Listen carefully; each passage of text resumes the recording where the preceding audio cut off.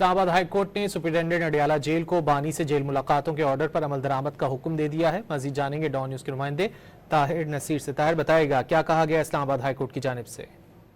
जी बिल्कुल, देखिए Islamabad high court में बानी पीटीआई से जेल मुलाकातों की दरखास्तों को यकजा करके इस्लामाबाद हाई कोर्ट के 3 रुकनी बेंच ने समाअत किया। चीफ जस्टिस सरफराज डोगर की सरबराही में जस्टिस अरबाब मोहम्मद ताहिर और जस्टिस आजम खान पर मुश्तमिल ये बेंच है जिन्होंने समाअत की है। दौरान समाअत जेल रूल्स पर अमल दरामद के लिए पंजाब हुकूमत की दरखास्त पर भी समाअत की गई है। एडवोकेट जनरल पंजाब अमजद परवेज ने दलाइल देते हुए अदालत को आगाह किया कि हमने इतराज किया था कि एडवोकेट जनरल पंजाब और एडवोकेट जनरल इस्लामाबाद को नोटिस नहीं हुआ। एडवोकेट जनरल पंजाब ने सुप्रीम कोर्ट के मुख्तलिफ फैसलों का हवाला दिया और दलाइल देखे इन फैसलों के मुताबिक 27 से नोटिस में तरीक़ाकार लाजमी है। जस्टिस अरबाब मोहम्मद ताहिर ने इस्तफसार किया कि ये जेल रूल्स कब से चल रहे हैं, जिस पर अदालत को आगाह किया कि जेल रूल्स 1984 से चलते आ रहे हैं, उसमें कोई तरमीम नहीं हुई।